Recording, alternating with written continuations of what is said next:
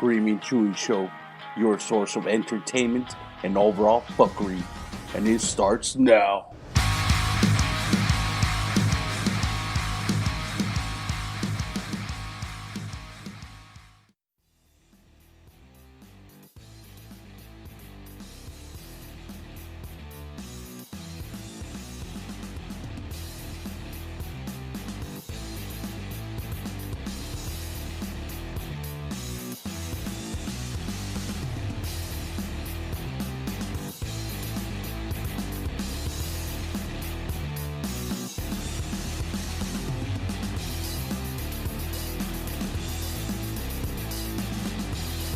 Hey everyone, welcome back to another exciting episode of Screaming Chewy Show.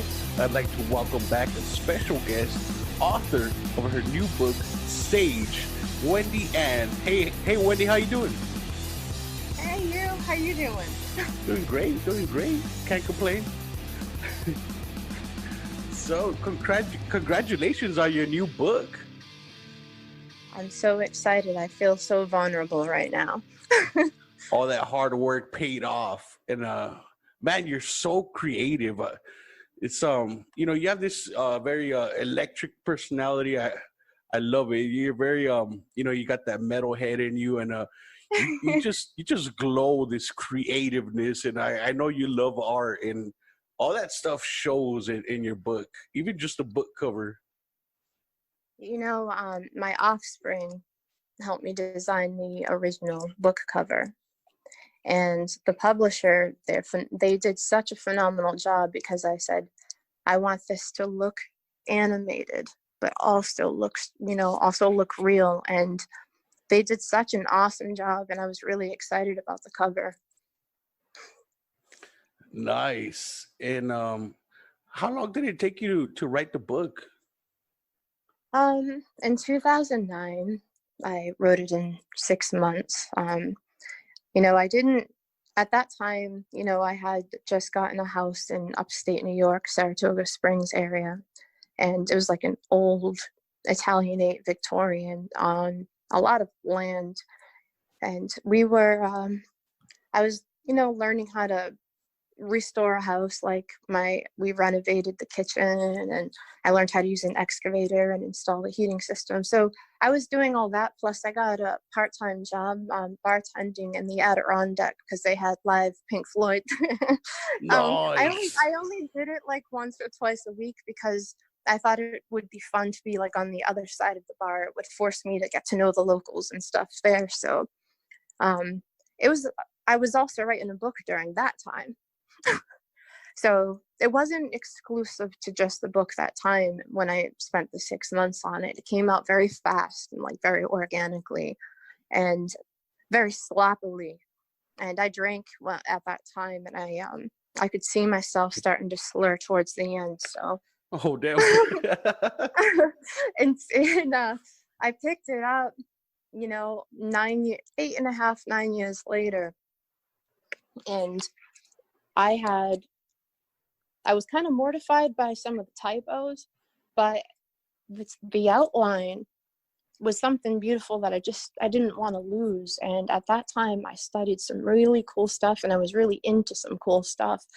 But due to the situation that I was in, I spent a lot of time driving around, a lot of time litigating in courtrooms, and a lot of time tutoring my 3 kids, helping them with their homework. I didn't even do my homework as a kid. And you know how they say karma comes threefold? I did 3 times the homework that I should have been doing when I was a rebellious little crap head. Oh crap, I'm scared. I never did my homework. You didn't? No, one time the teacher actually called my parents over for a meeting, and he grabbed my backpack and he dumped everything on the table. And it was all these. Oh, that's happened to me. Yeah, it was all these unfilled paperwork, just blank sheets with no answers. That's awesome. I had in elementary school, I had the Skeleton Crew, Stephen King's short stories. Nice. And I had it in my desk, and I had a little poetry book. I started carrying little black poetry books, and I would write the craziest stuff in there and hope to God nobody would see it. But in third grade, and I've told this story a lot because it's actually funny. I still have friends, lifelong friends, who were there during that time. I wrote a story and got sent to the principal's office for it, and then I had to do 2 years of therapy. Holy shit. So I don't worry though. I mean, by the end of the therapy session, they said I was perfectly sane, and that I see things unconventional, and I use creative outlets as a means to to release. That was all it was, and I'm glad that is what it said, because it's still true. And in fact, I look at some of those things and I'm like, wow, I have not changed since 7 years old. Like, Oh, stay original.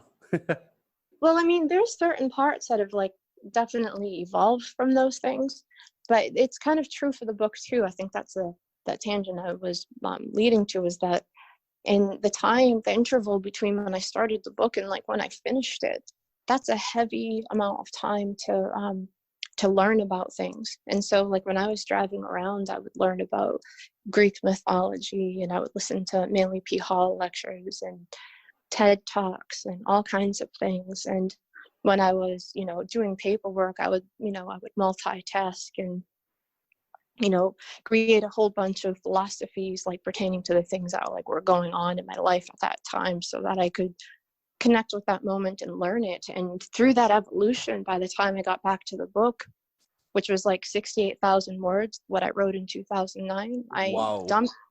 I edited what was there, and it was actually harder to edit what was there than to just add the other 60,000 words that I added to it. And that took 6 months as well. So I'd say, 12 months it took me entirely, 6 months in 2009, and, 6 months more recently. Finally finished it. Yeah, I really love writing so much, and I hope that while it's out there, people enjoy it as much as I enjoy doing it, Yeah, you write a lot of poems as well, huh? I do. One of the things I like to do is use GarageBand and like make some music, and then write poetry and recite it, and like create a video like effect to the emotion behind the poems. That's so fucking awesome. That's wow. Isn't that cool? Yeah. I've been actually thinking about uploading those things on YouTube. I did one for 4th of July, and that one came out pretty epic. It's probably the only one that I've actually like uploaded though. Yeah, you should definitely upload those. I mean, I want to hear. I want to see it. You should check out the 4th of July one. That one's on Facebook. It's pretty awesome. Okay. Damn. Wow. So you do a whole bunch of stuff, huh? You don't just stick to writing. I love it. Yeah, I really like to play with a lot of types of expression. Like right now, I'm renovating my garage, and I turned a window using cloth into like a theater. And I'm actually using nothing. I didn't have to purchase any of the art. It's all like leftover recycling art supplies. Wow. And yeah, you do amazing artwork. Like it's so creative, and it's got a little bit of a little dark sense in it. Like I don't know how to explain it. Gothic, you mean? Yes, that's what and I love that kind of stuff. I can't escape it, that's just really part of who I am. Like oh, go ahead. Oh no, please do. I was just gonna say, like, ever since I was a kid, I always loved like skulls and like spikes and fire and stuff, and that's what I have tattooed on me now. Like, and I still draw them. You know what it is it's like I don't think, and it's true. I love heavy metal, and I love so many genres that would be like I love industrial music a lot too. Nice. but I also like a lot of really cool stuff that, that puts you in a good mood as well. I think what music for me is like either I'm relating to something or I'm trying to escape. And there are certain musicians from many genres that you and I've discussed that before, like that they transform your mood. For sure. It's just that one song will make a whole difference, in your day. Yeah, have you ever had one of those songs that give you nostalgia? Yes. It's very rare, but it had, oh my God, dude, my I have to close my eyes because they almost like roll back. I'm like, oh yeah. It's like a shot of Yeah, heroin. I totally understand that. I think a lot of like artists and empaths, they absolutely would agree with that, because there are times 90s does it for me quite a bit, like 90s music. Yes, there's a local radio station here, KFMA, and on the weekends during the day they'll play Revenge of the '90s. Oh my God, I fucking love that. They'll play the '90s rock or alternative rock. Oh yeah, that's great. And Kurt Cobain puts me in a weird mood sometimes now. Like I remember loving it when I was younger, but it really does bring me back to sometimes, because I think there are certain, like Pretty Hate Machine, um, that really takes me back to the 90s. We're getting old because now that music, I seen it. They play on the No. old rock. No. Do you know, I was actually at the grocery store the other day and they were playing Disturbed, and I was like, is this really happening? What, really? I'm that serious. I was like, no, they played one of Disturbed's slower songs, but it was still surreal to me to hear that in a grocery store in Massachusetts in a small town. I was like, what is going on? What's For going on real? here? Disturbed? What the fuck? Do you know,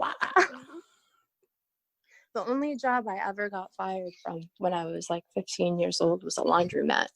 And that's because it was it was right next door to a bootlegger, and I had a fake ID at the time. So I'm not going to get into all of that, but when I was there, I was listening to Ride the Lightning.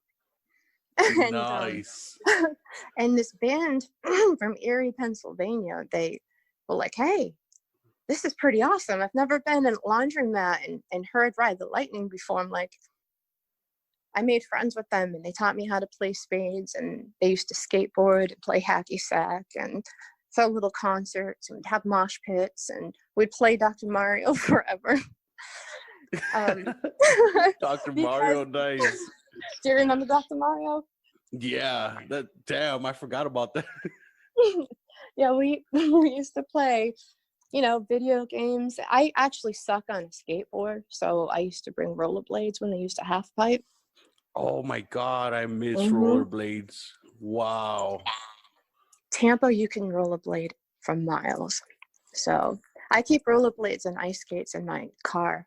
365. Damn, I've been rollerblades since I was a kid. I remember feeling free, just It's going. amazing, right? Feel the wind. But one time I was rollerblading and both my feet just flew in front of me like. I fell on my ass and I bruised my tailbone. Oh my God, it hurt for like 3 days.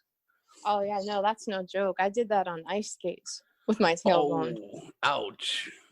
It's funny because my little sister and I have both broken our tailbones. Oh, you broke it? Oh my God. Just doing stupid shit. But her and I like little Dukes of Hazzards. Our dad kind of raised us that way. Wild childs.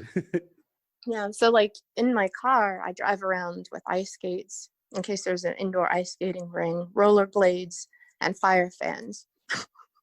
You never know when you're going to need those three things. Nice. Always prepared. I also have that backpack, the apocalypse backpack. Oh, your bug out pack? Yeah, do you have one of those?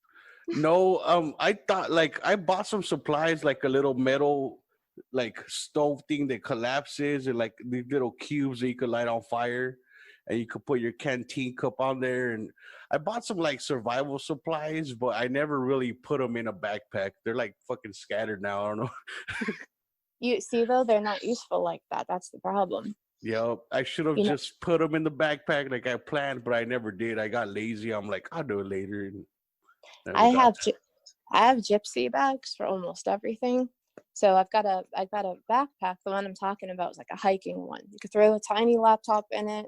It's got a telescope, some really weird stuff that I'm not going to mention. I've got a little bit of like, I have like survival tools and things like that in there. And I have a photo shoot bag that I like put together. I mix a whole bunch of cool stuff together, and then I use that. So like I have a bag for almost every art project that I do. That's fucking awesome, man. You're very well prepared. Mm-hmm. When artist has OCD. The apocalypse happens and you take your bug out pack and leave, and you're like, oh shit, it's my hiking bag. Yeah, kind of. Or it's more like, hey, you know what? I'm gonna go in the woods for the day. Leave me alone and bring my bag. Nice. That's pretty smart too. Like especially if people that know you or know that you did that, like if you go missing, they're like, well, her hiking bag's missing, so probably went hiking. You watch too much CSI. Hey, for real, huh?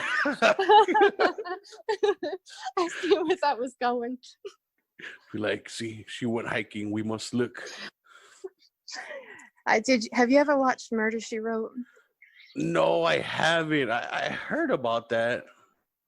It's different when you watch it at this time. Like I did recently, I've been trying to like watch old movies that I loved when I was a kid. And some of them they held up, and some of them I was like, oh my God, what was I thinking? And Back to the Future 2 was that one. Oh, I recently seen the third one. I think it was on Netflix. Yes. So what did you think? I haven't seen the third one, but the second one, when I was a kid, I was like, oh man, hoverboards, jackets that dry you, that is going to be 2015. So it's 2020 right now, and I'm watching these flying cars and all these great ideas that I thought we're going to have. But you know what? Ain't that where that one guy becomes president? What was that? Back to the Future 2. Is that where the bad guy, like the bully, he goes back in Jiff. time? Yeah, Jiff. Fucking Jiff. I mean, I don't want to get political, but I see some. I know what you're similarities. thinking. Hey, the O'Douls and the ones that like hit the banana and go off the cliff, the bullies in the Adam Sandler movie. Yeah. I get that family confused with Jiff's family because the undertones are so damn similar. Or what wasn't it Mr. Deeds where in every fucking grade he's like, yeah, O'Douls, or there was one of them in every grade. Oh my God. Oh boy, rules. Yeah. Yes. And they all had mullets. Yeah. I mean, like, I just can't with the mullet. I honestly can't. A mullet and Coors Light. Oh no, mullet and Bush beer. Bush beer. The I seen this meme that there was this guy with a sleeveless shirt and a mullet and sunglasses, and I think he had a Bush beer or Coors Light, and he was driving like a Firebird or Trans Am, like the square-bodied ones, and he's like, "Fuck Uber, I'll drive you around wherever you need to go. I'll give you a 6-pack of beer, and whatever you say, I'll say, hell yeah, brother." Oh my God, no. I can't. All right, so I lived in Tampa for a little while, and on the outskirts of Tampa, the culture was like very similar to that, and I made some really good friends there. I really did. I cherry picked some really cool people, but while I was there, I loved the Patriots. Like I was a huge football fan, and I was very New England girl. Do you know what I mean? Like hardcore. Like I used to think a drinking fountain was a bubbler. I walked up to someone at the gym and I'm like, "Where's your bubbler?" When I first moved there, and they're like, "What is a bubbler?" So I'm like, "Oh, that's right. I didn't pronounce the R." So I was like, "Bubbler." They're like, "What is a bubbler?" I'm like, "You drink from it." They're like, "A drinking fountain?" Wow. They're like, you damn Yankee. So Like, instead of car keys, did you say khakis? Where's my khakis? I used to. I've bounced back and forth so much at this point that I can pronounce all of my words, I think. I know that's subjective. I feel like you can still hear the Massachusetts in there, but not like it was. It's all Not right. You know, I'm Mexican and sometimes I mispronounce words, but I'll be like, fuck it, I'm Mexican. I have an excuse. you know, I was kind of a crappy driver when I first got my license, and I had Massachusetts plates, and I drove down to Tampa, and I was a waitress when I was like 16 and 17, and the police officers would tell me that my driving was terrible and that the Massachusetts plates would help me get away with it because none of us know how to drive. Wow. He was just joking, you know, but we are aggressive drivers up here. We honestly are. And when I'm down there, it's a retirement state and it feels like everything is moving very, very slow. You're all honking at them. Come on. It's great if you're looking for reprieve. If you want to sit on the beach and watch the sunset, like Clearwater Beach and Tampa give you something free. That their storms are beautiful. The moss and the parks and the trees and the the swamps and things like that in Florida are absolutely like gorgeous. You can swim with manatees and What? yeah, I mean the South where I lived, everywhere I've lived there's been something amazing. Do you know what I mean? You just got to kind of look for it. And in the Tampa Clearwater area, they have a Salvador Dali museum, and the museum is in a beautiful place, and it's a beautiful museum. They have great music scenes in downtown Ybor City where there's actually an adult arcade down there where you can like drink and drive cars and go bowling and shit. It's really cool. Mm-hmm. So it's kind of like David Buster's, kind of. Well, I don't know. I haven't been there, but it's pretty much like there's a whole bunch of arcades and a restaurant, and they're like two bars. Oh no, I haven't been there, but it actually does sound like that. It does have a pizza place. It does have like bars like set within all the really cool stuff. I think one of the neatest things that they had was like a racing game. And they had an actual person like talking trash while people were racing each other. What? Yeah.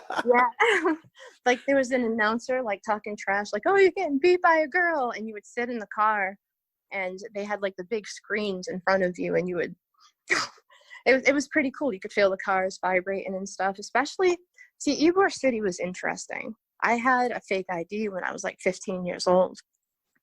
Damn. And, Rebel. I spent some time like in Ybor City when there were platforms, which was like a disco bar, and it was super fun. They had in the same strip too. They had what I just mentioned to you, as well as like this big gothic club. It was like 3 stories. It was called the Castle, and they had like red candles lit everywhere and neon gothic lights, and it was insane. Like a great place to go when you're that age. Well, not really, not a safe place, but really a unique place to experience. Wow. And so in Florida, I bet they had bomb ass seafood too, huh? No, the seafood is the best in New England, truthfully. Like New England clam chowder and Maine lobsters and things like that. Like I think the New England's got. Yeah, for sure. I'm in New England now, but I remember when I went to Florida that it's different because they have to import some of those things from up here. Oh, I see. Where up here they can get them fresh. So up there you have the clam chowder that doesn't make you sick. You get the fresh stuff. That depends on who makes it. I've screwed up clam chowder a couple times in my life. That's when I first started, though. But yeah, like in Tampa, also they have Busch Gardens. Have you ever heard of that? Oh. So Busch Gardens it's an amusement park, but it's also like there are animals there. I wouldn't call it a zoo because it's more like a sanctuary. They get a lot more space. There's like elephants, and you can go on a safari and you can actually see them like roaming the land. Holy shit. That sounds fucking Mhm. amazing. Yeah, they have lions and all kinds of. It's an African safari, so even the amusement park itself is like based in like Egypt and the Sahara. It's just really cool. It's an awesome idea, an awesome theme. And if you live there, Universal Studios and Disney are only 2.5 hours away.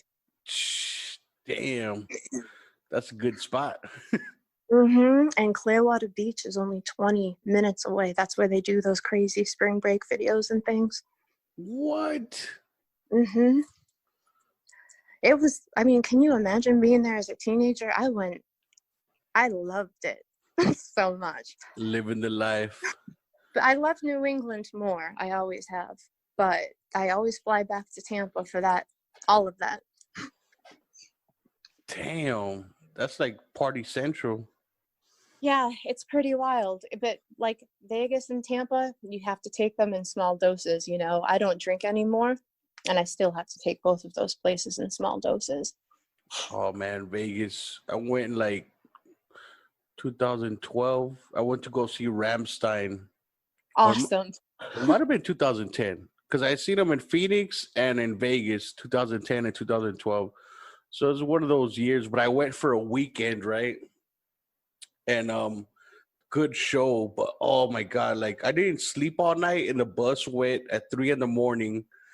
I couldn't sleep because I was so excited. We got there like 10 or 11 in the morning. It dropped us off right in front of the Excalibur Casino, and the room wasn't going to be ready till like 3 p.m. So I'm like, let's get a beer, and started drinking and went back to the hotel.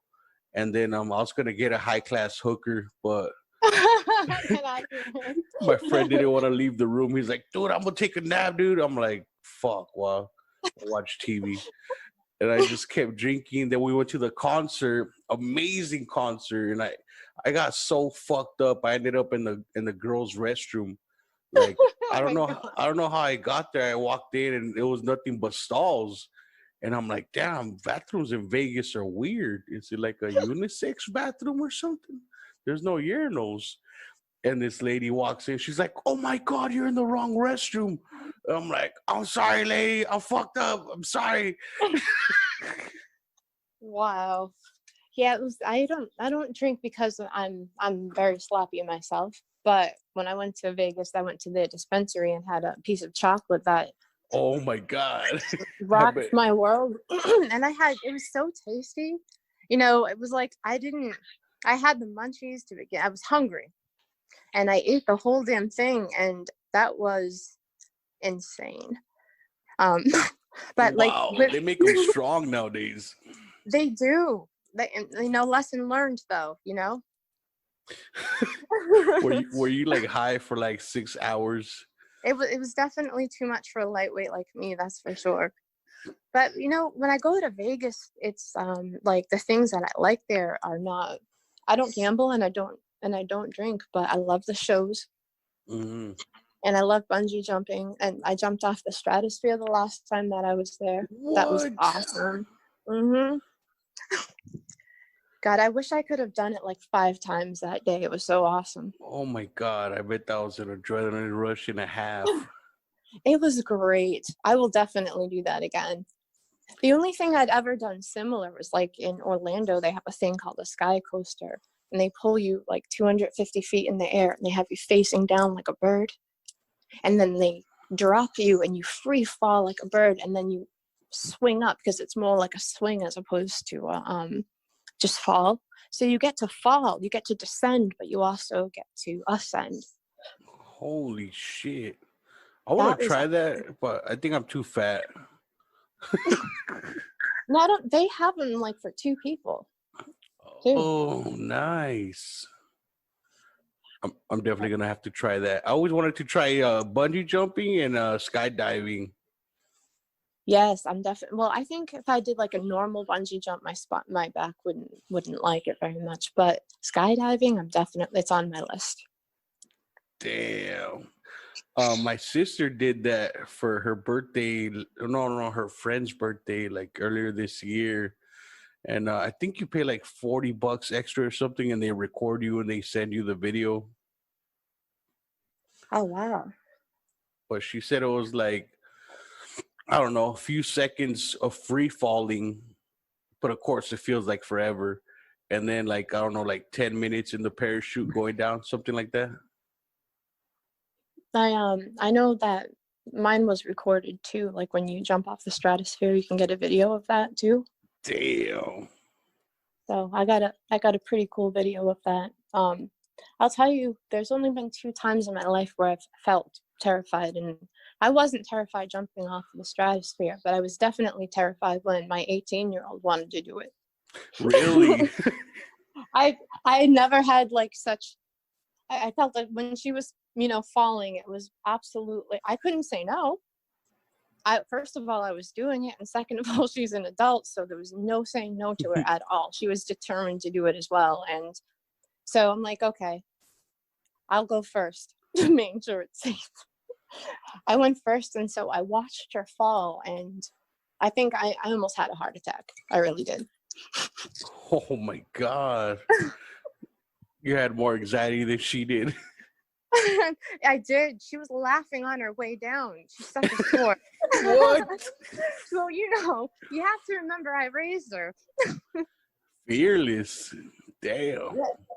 She's pretty awesome. Like she is an amazing artist. She's been around art her entire life. I love that. That's, just passing it down, and hopefully she teaches her kids about art, Because yeah, she has talents that I do not possess, and I love it so much because when we're together, we team up with her strengths and my strengths to compensate for each other's artistic weaknesses. We just went different avenues with our fields. Like I love words and philosophy. I'm borderline obsessed with like philosophy and things like that, and she is very much into like anime and like visual art and computer graphics.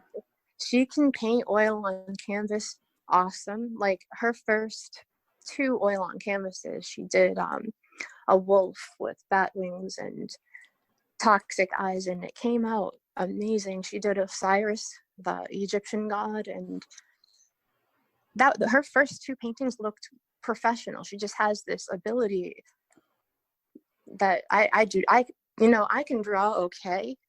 I get myself like a C- maybe, but she is absolutely ridiculous, and so she makes actual comics. Wow. Mm-hmm. I think you said she drew you Lady Death, right? She redrew She-Ra for me too. Damn. Have you seen the new She-Ra? The new one? There's actually a new She-Ra, and you know how She-Ra was kind of sexy? Mm-hmm. She had those curves. She had that short white skirt on. I thought She-Ra was hot.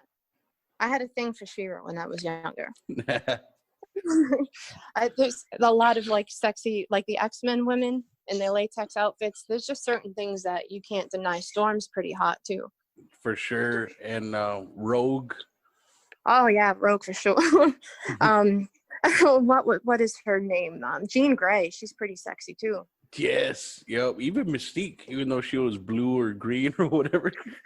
Yeah, because she had a perfect body, and when she turned into an actual woman, she was gorgeous. The one who played her was really pretty. Yeah. Huh? But yeah, no, there are certain women that I don't know how men and women don't have crushes on them. Right. Like Angelina Jolie, for instance. Like I think she's just universally hot. Yes, she has like this like exotic look. I don't know what it is. She is awesome too. Like even like besides the curves, like the obvious. I mean, those lips, the eyes, everything. Her face contours. Yep. Her clavicles and the length of her neck and like the shape of her body and her voice, even her voice. Yeah, huh? She's just very erotic. Just is. She knows how to work it. And you have to be smart to do some of the things she does overseas, some of the things that she writes. And she's not just an actress, she's actually a writer too. Oh, I didn't know that. Oh shit. Mm-hmm. Yeah, she has her pilot's license. She's actually pretty badass, honestly. Like, she's the perfect woman for me. Damn, she has her pilot's license. Imagine you got to escape. You're like, fuck, who's gonna pilot the helicopter? She's like, I got this. What? It's my wifey over here. For real? Like, but Shira was sexy like that when we were younger too, and they remade her, and they kind of made her look like a 13. You have to see it. And I was What? I They was took the disappointed. curves away? They made no curves on the next one. Weird. It looked 2D too. The story was okay, but the graphics were horrific. And I was like upset, and I was complaining to her about it. I'm like, man, I can't. She made me a new Shira. I woke up in the morning and she had a notepad. She left it in our Zen den where her and I have collaborated on a room. And it had a picture of Shira in there. Nice. Badass. She's like, here you go, Mom. I fixed it for you. So yeah, she's definitely something else. She plays guitar and piano. Damn. I tried learning guitar and I couldn't. Like, it's fucking hard. And then piano, I can't even imagine how you gotta do two different things with each hand, or like, yeah, that's some talent. She also has her culinary arts degree too. Damn. She cooked some bomb ass stuff for you? Oh, well, this in our house, my best friend, he's been a manager of a restaurant for a long time, and he's, we moved out together when we were 16, and we started in restaurant industry, and learned so many awesome types of food. We worked at restaurants where we liked the food. So, because when you move out at 16, one of the most expensive things is honestly food. Oh shit, huh? I didn't think about that. You're right. Mm-hmm. So it was beneficial on a financial level, and it was also great because we got to work with all kinds of people, and it helped us with like our finances, our people skills, our cooking skills. We pretty much just went in there for like home ec and financial training when we were 16 to, till he became a manager, and I, became other things. Like, Nice. I've got a bartending license, and I've cooked and waitressed and managed and had shops, all kinds of crazy things. I even like, running heavy machinery every now and then. What? Damn. Like, just like bobcats and like excavators and things. What like, the fuck? That's crazy. Not that, like, I know it sounds sexist. I don't mean to sound like that. It's just, wow. I can't picture you driving one of those big things. That's fucking awesome, though. You're like the jack of all trades, just doing everything. I'm gonna send you a video of that. I was making Karen rocks this time last year. Karen rock stacks with it. That's crazy. Like big, huge ones.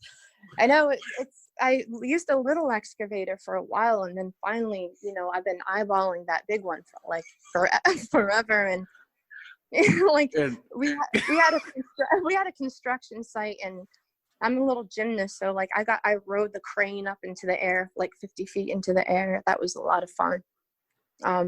But mostly, besides playing on the equipment, I really like using it too.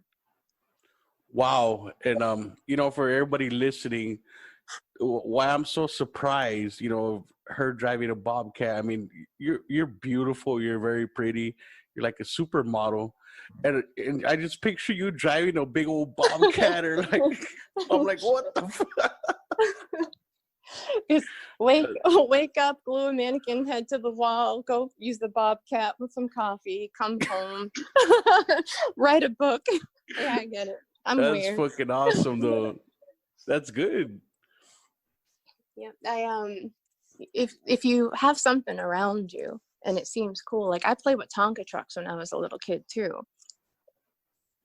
Do you remember those things? Micro machines, like Tonka trucks? Yo, those big old like dirt loaders, the land movers or something. Mm-hmm. I had those in a little sandbox, and I used to play with those. So when I saw the real ones, there was absolutely no way I wasn't gonna play with them. Damn. I Yeah, always wanted to. I mean, they look fun. I always wanted to drive one of those. I think I they probably are like. fun. I think I'd fuck shit up though. Just pressing levers and go through a wall or something. Yeah, I screwed up a couple times. You know, when I first started up, I may or may not have hit a barn door with the Bobcat, but and you know, I definitely screwed up a couple of chains, so on some of them, but in the end, I ended up pretty good at them pretty fast because when you enjoy something, you know, you can get good at it fast.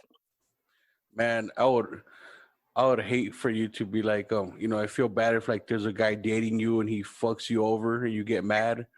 Bring that big old fucking machinery, like tear his house down or something. That's what I would do anyway. You know, when I break up with somebody, and I do tend to stay in my relationships for a very long time. My last one was 10 years, and then there was an 8-year one, a 2. I really do end up in relationships for quite a while. That's good. You're in for the long haul. Well, not really, because I'm not with any of them long-term relationships, right? I do have a boyfriend, but it's a new thing. So, but the rest of them, actually, I've known him for 15 years. Wow. Yeah, my friends and things like that, I like to have them a few for a long time as opposed to like a lot of them for a little time. It's funny you talk about that. On Facebook, you'll take these like little personality tests or whatever the fuck. And I took one and it said that I was a horse. It said it said that I like to be wild and free, but once I find a small group that I like, I stay with it. And I'm like, damn, that's crazy. Cause I'm not like I've always been afraid of like commitment. Like I don't like people telling me what to do. But like when I find people I like, they really like, I stick with them. And like I was telling you earlier, I have like 5 best friends that I know for like 20 years, and like Hmm. they're like my brothers basically. But everybody else, I have friends or acquaintances, but I know these guys. Like if I'm like, yo, dude, I'm like stuck in Mexico, I need you to pick me up. They'll be like, all right. Yeah, I have those too. I don't know if this is the same for you as it is for me, but with my best friends, I'm also interlinked with their families. Yeah. Like their moms and dads kind of take you in and they become like extra parents. Has that happened to you? Yep. Even their cousins know you. Like, they come back like 10 years later to visit and you're like, oh, hey, you're still friends with that? Oh, like for weddings and funerals with friends who are like from different cultures can be kind of nerve-wracking, but awesome at the same time. Yeah, it's pretty crazy because my 5 best friends, so one of them, his dad passed away like 8 years ago, and that was rough, and we were all there for him. And then like 5 years ago, another one of our best friends in the circle, his dad passed away. In the same group, we were all there for him at his funeral. And then Mhm. another friend, like 3 years ago, his mom and dad passed away within 3 months. And same thing, the same group, we were all there. Fucking, all these years later, we're still there for each other. Yeah, you're absolutely right. When my friend Lon, um, her mother passed away, and I loved her mother. Like from 7 until few years ago, she was she's just an awesome family altogether. She is one of the most amazing friends that I have, and I'm like very proud of her as a human being because I've watched her just ace everything her entire life. It's a crazy spectacle to witness, her getting good grades, her meeting the love of her life in high school and actually keeping him until now. And you know, having 2 boys and 2 girls and a beautiful home, and, you know, manages a business and employs some of her family and some of her friends. She's just, you know, really a good provider for everybody. You know, she provides honesty, and she's sharp as a whip. And I'm very like, I'm infatuated with how good she is at everything all of the time. She's an inspiration. She honestly is. She's one of my friends who like have always like kind of kept me in awe with her ability to. We used to actually, you know, argue. I mean, we did a lot of really fun stuff together because she's wicked smart, and but she's also a lot of fun. Most smart people aren't, you know. I'm not gonna Fun. say most. Well, no, I think smart people are like awesome to talk to because you can learn from them, and they're usually very humble about what they know. Because smart people are smart enough to realize that no matter how smart you are, you don't know shit in the grand scheme of things. You're always learning. Yep. Right. I think when like a smart person is like cocky about their intelligence, I think that's indicative of them not being very smart. Does that make sense? Yeah, like they're overcompensating. Yeah, or they're overconfident. I'll tell you what, the minute I get cocky about something, the universe bitch smacks me every time. Like every time. I think that's the problem with today's society. There's too many people that aren't so smart and think they're geniuses. And I seen a lot of that, and they put other people down. You know, like if Mhm. they'll argue with you, and if you don't agree what they say, they'll act like you're just too stupid to understand. But you're like, no, I understand. I just don't agree. You know? Exactly. No, you're right about that. That happens an awful lot. Like, there are certain things that I think are tied together and they shouldn't be. Like, disagreement doesn't mean that you're less competent because competence is subjective. Anyway, Mm-hmm. I don't think I'm smart. I know how much dumb shit I do. You know, I do a lot of really stupid things on a daily. You know how many times I lose my phone a day? A really smart person doesn't find their phone in the fridge, okay? In the fridge. Yeah, I heard it makes the battery last longer. Like, I do stupid things. So when people are like, wow, Wendy's really smart, I'm like, wow, you set the bar really low. Hey, do you ever like talk to yourself? Like not like a full blown conversation. Like for example, like I talk to myself sometimes, but it's always like in a negative way. Like if I fuck up, I'll be like, fucking idiot. Like I have a Oh, bad habit of doing that. you know what? I do that actually. um, you know, I'm more like, what the fuck? Like, or are you kidding me? Happens an awful lot. I'm like, are you kidding me? Like, who are you talking to, Wendy? You. Like, did you really do that? Like, but I also do affirmations. You know what those are, right? That sounds familiar. So sometimes during the day, like if things are starting to go wrong, I'll be like, everything happening now is happening for my greater good. Nice. Take deep breaths and just be like, it's gonna be okay. Because really shit is crazy out there right now. That's smart for you to do that. I think more people need to do that.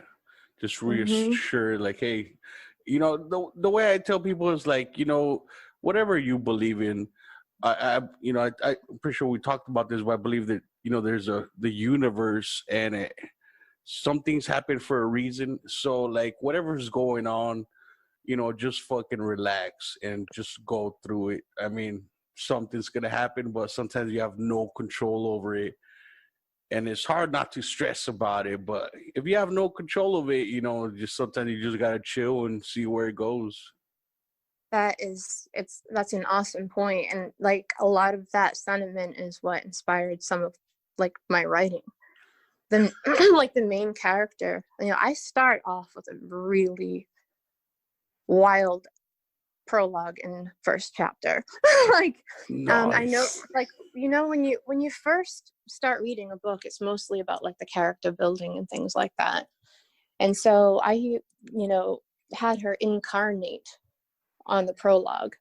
And so it gives you a lot of like spiritual references, dreams that I've had that led to the spiritual references in a really small, concise manner.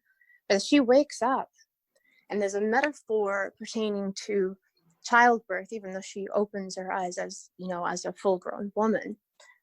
But she, right away, I put an explicit scene in there because I'm like, you know what?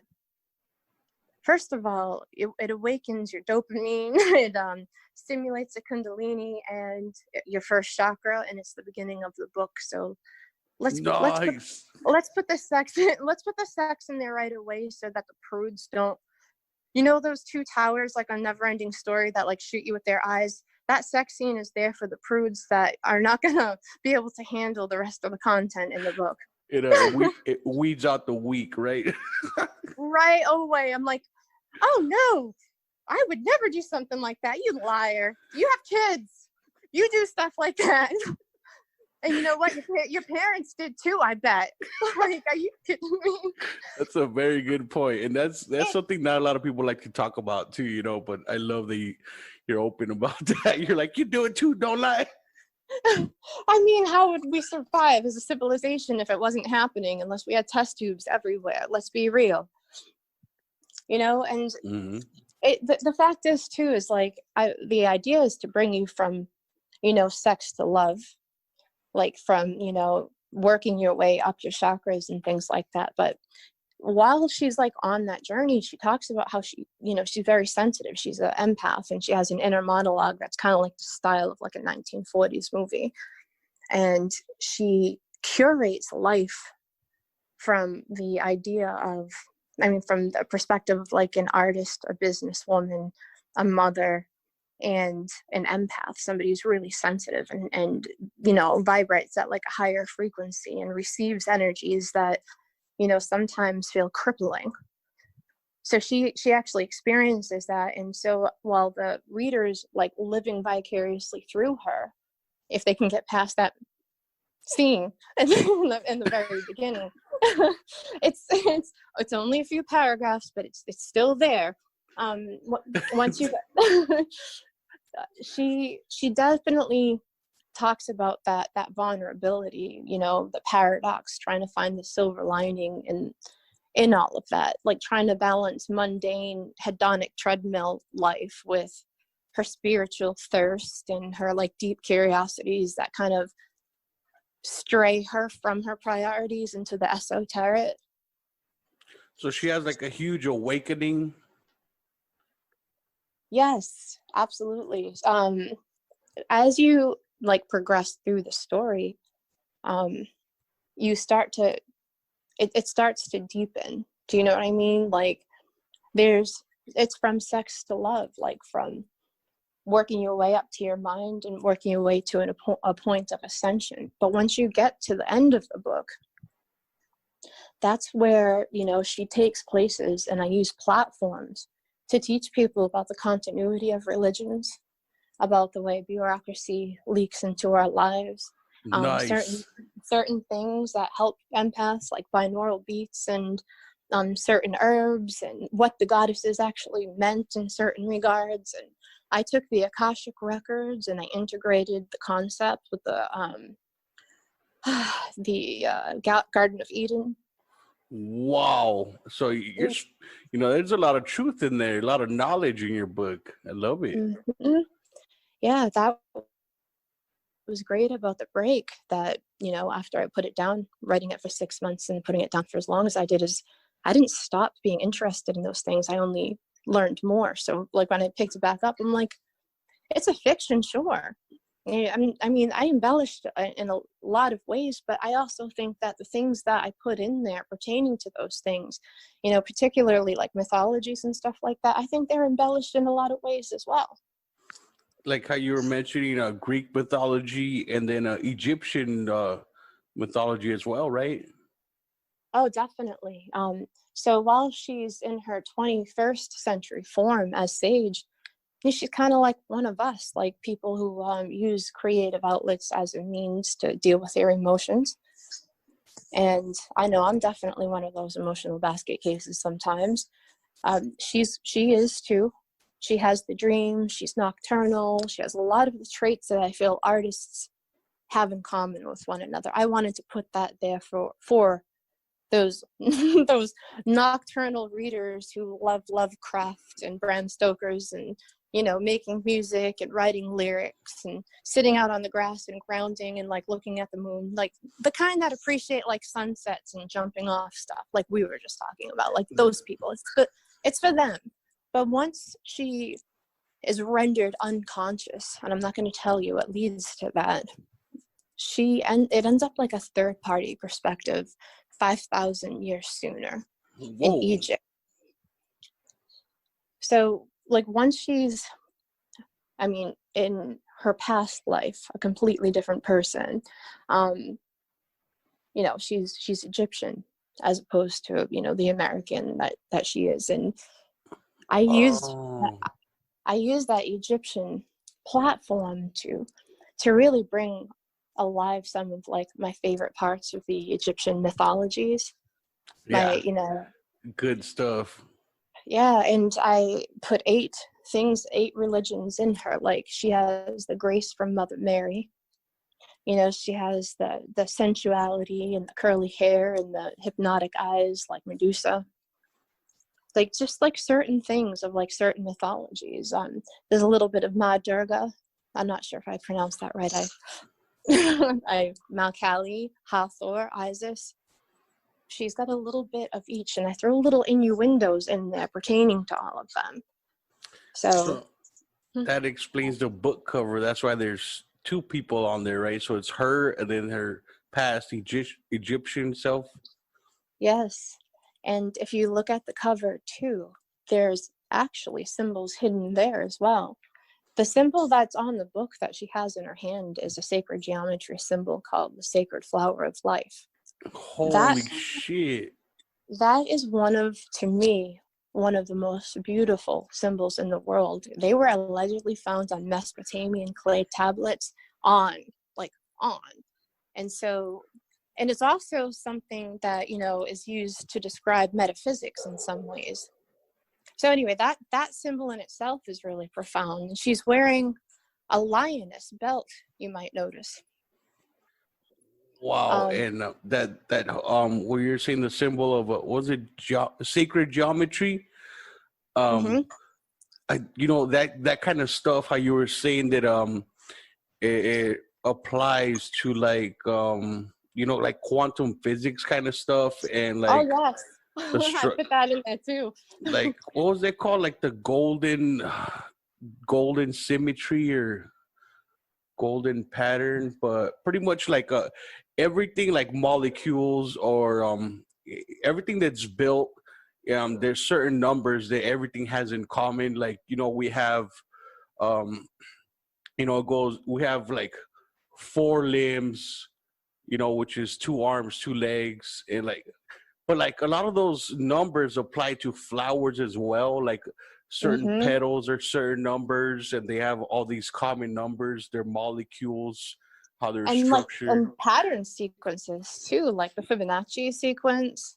They're like so many sequences in there. And there's also, a lot of things like pertaining to the way that energy works. Like if you think about circles, that's a feminine energy, round, curvy, etc. And then the points that they use, like in Metatron, that would be the masculine parts of it. So they have like, they embody like so many energies. Do you know what I mean? Because energy in itself, like, is, laws of vibration, basically. Yep, frequencies and vibrations.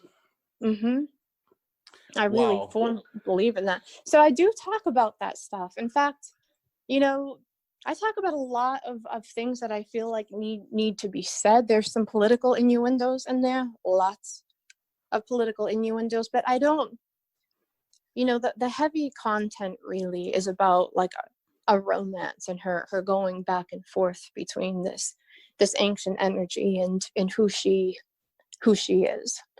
So it's pretty awesome. I think the idea is pretty cool. It's out there now, so I guess we'll see if people actually enjoy it. It would be great if they do, because I love writing. Yeah. I love, like you just mentioned some very deep stuff. And for those listening, if you don't know what that is, look it up, man. I mean, and look up this book. You will be blown away. I mean, that's I love how you did that, how you put all that in there. Thank you.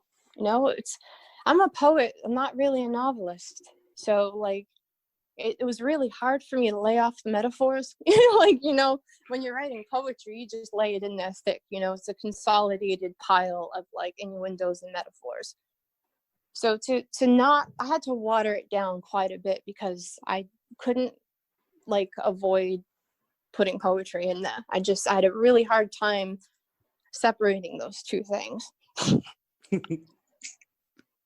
Yeah, I could see that, but hey, it's what you love. Yeah, poetry is definitely my first love. I wish that we lived in a world that like would look at Leonard Cohen the way that I do, like that would, read The Wilderness that Jim Morrison did and love it the way that I do. But I don't think poetry is as mainstream as most of the other mediums, which is sad to me. That's very true. And a lot of people think poetry and they just think of what they see in the movies, or they don't realize they could take many forms. Mm-hmm. It's art. My brother-in-law thought of it as, like love stories or sappy sadness, and I'm like, yeah, I definitely do that, but and I can get pretty gothic with some of my poetry too, but I'm a little more conscious that of what I write about, like, because I do think that you kind of manifest in your craft. And so I'm a little superstitious about going too dark with my poetry at this stage in my life.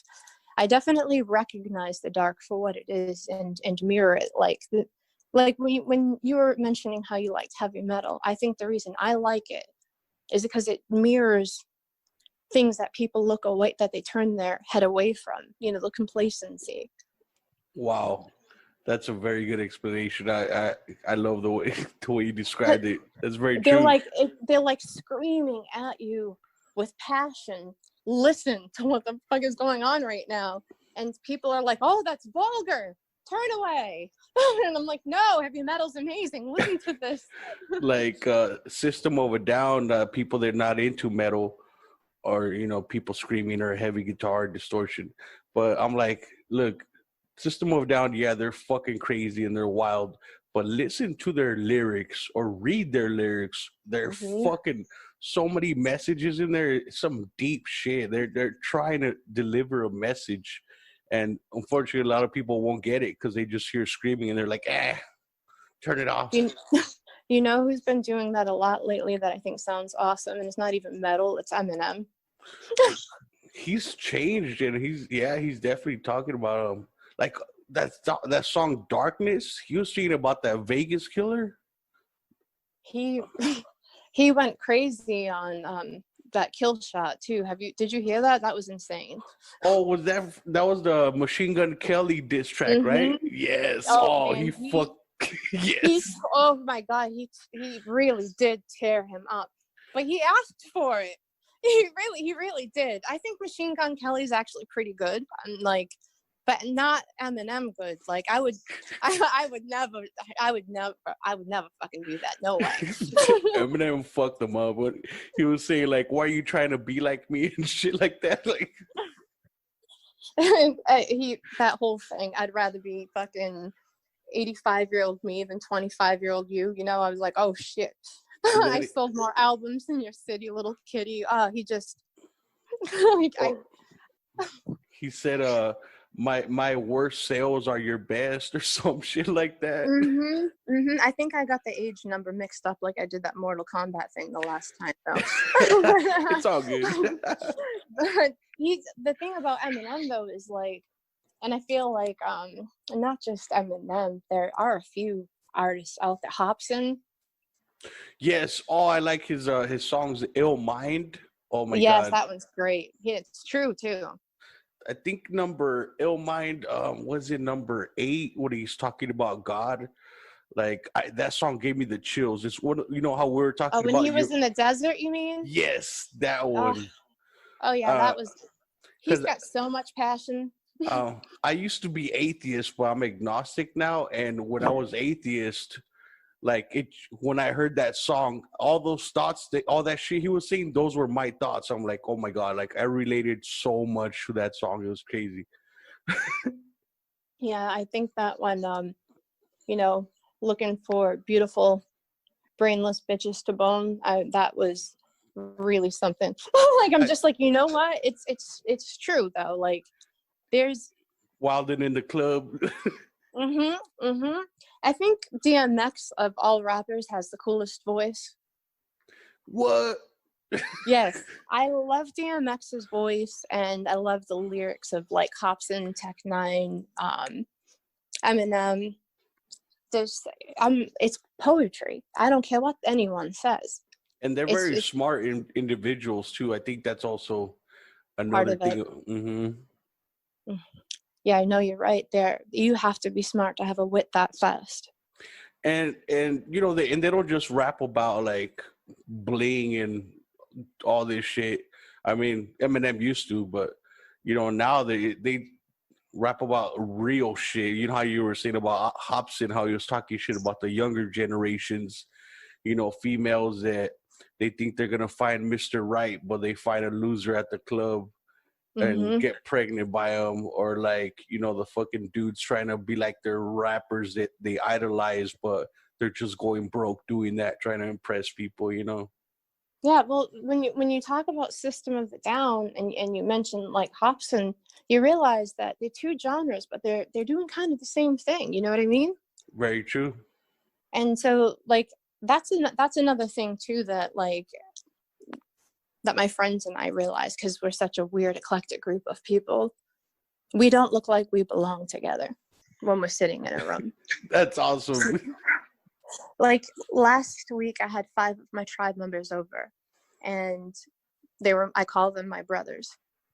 One of them is like a long-haired metal hippie from like the urban inner city. One of them he's an awesome dad, but he's also into computer graphics, and he does like rap, and he's an awesome rapper. He's really tall, black, obviously. He is talented, because I wouldn't even be mentioning his music like if it wasn't. My gay Italian, half Native American, half Italian, short best friend. All of us are hanging out together like it's like no thing, you know. All kinds of misfits hanging out. But I mean, we don't even think about that difference. But that's, well, if you think about Hopsin and you think about System of a Down, Tyshawn got me into Hopsin, and I've watched System of a Down with Justin. Like we've actually seen Slipknot together. We went to Ybor City. Nice. Yeah, like Bart. You know, I took him to his first mosh pit when he was like 15. Damn, I always wanted to see Slipknot. Well, System too, but I got more chance of seeing Slipknot. So what's the best concert you've seen? I gotta say Rammstein. It was fucking unbelievably, like, so they have a lot of fire. They put on a huge show and lasers and stuff, but it goes perfect with the music. You know, I've been to plenty of concerts, but this one, like, Rammstein tops it. You know, like they made a song called Mein Teil. It means my part, and it's about this dude in Germany. He was a cannibal and he was gay, and he ate somebody, like he ate the guy's dick. So they sang about that. And so the lead singer dresses like a cook, and he's all bloody, and the microphone has a knife. And another band member, there's this giant pot, and they put him in there, and he gets a flamethrower and he starts throwing flames at him, like under the pot, like he's cooking them. Wow.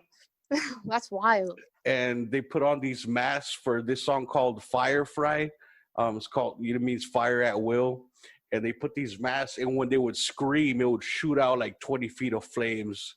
And but they would put on a hell of a show, a lot of props, a lot of fire, and pretty cool. Wow. You know, I think that actually makes me think of Gore. I haven't been to a Gore concert, regretfully too, because my friends, they go to a Gore concert and they come back in fake blood, and that looks awesome. Those guys are fucking crazy, man. You know, the lead singer died a couple years ago, or 3 years ago. No way. I didn't know that. The new lead singer is a chick now. Oh wow, that's awesome. And but she still dresses up like they do, all crazy. And but when the original lead singer passed away, they gave him a real Viking funeral. They put him in a Oh little wow. wooden boat, lit it on fire, and Are you just let the water serious? take him. Yeah, That's awesome. it's great. I I want a Viking funeral when I die, man. That's cool. I have I have some. It's really morbid, but I've come up with so many different plans for my funerals. I've had the songs picked out since I was like 13. My friends and I all decided we'd pick out a song. I've done that before, and I got all sad. Like, Did you actually pick a song? yo. What did you pick? So originally, I thought it'd be funny if they play Another One Bites the Dust. Oh my god. Get out of here. But I really like that song by fuck, what's his name? The song's called "The Passenger" by fuck. I just had it. I lost it. But he's a punk guy. Oh, you're gonna have a punk song played at your funeral? That's pretty savage. I mean, I picked Pink Floyd, "Hey You," because I was picturing like, can you imagine like standing next to a casket and it's like, "Hey You." Oh, that song's amazing. Out Hey, there in the you. cold.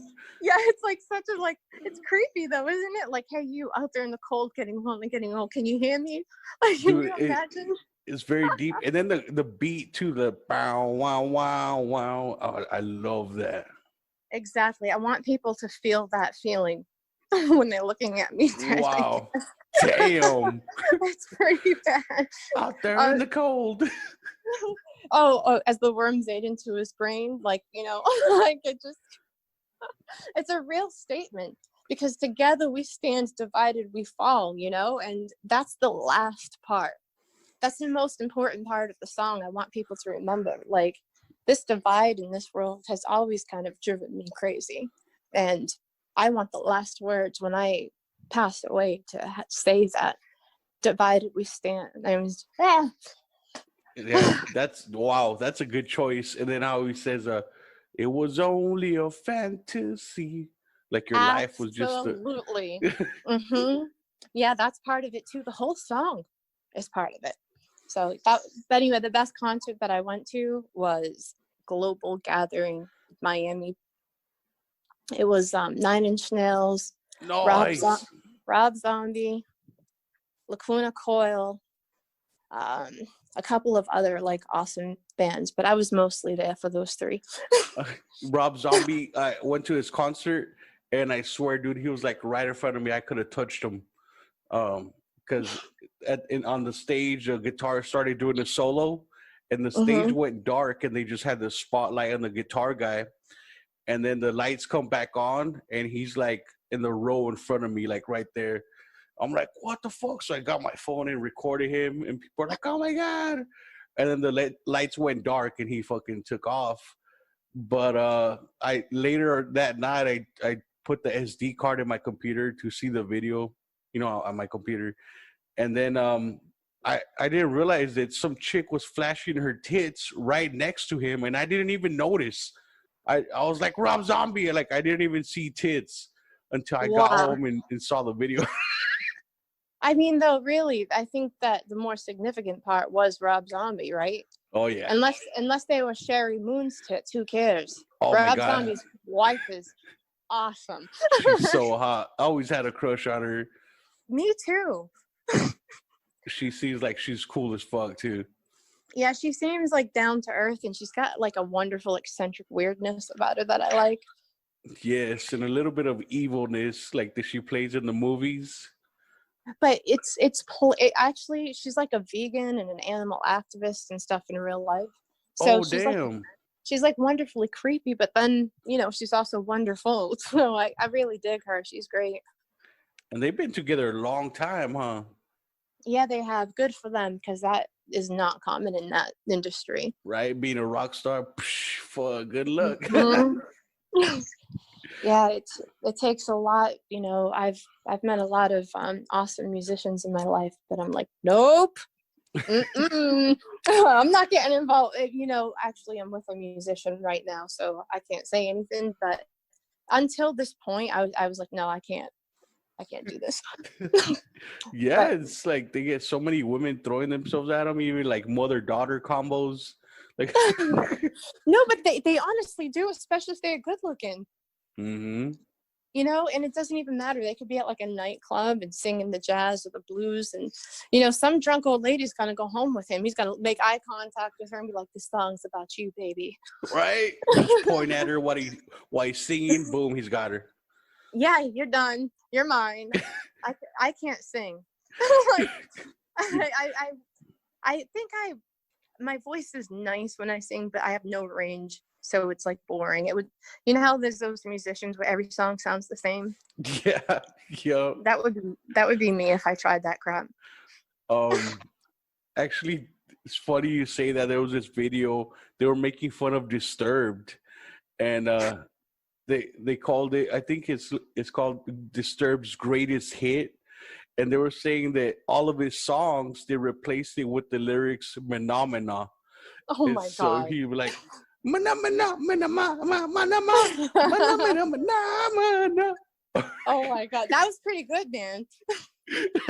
or he'd be like, "Phenomena." Dude, the first time I heard Disturbed was live. I was at Ozfest 2000. Nice. Ozfest. Fuck, I always wanted to go to one of those.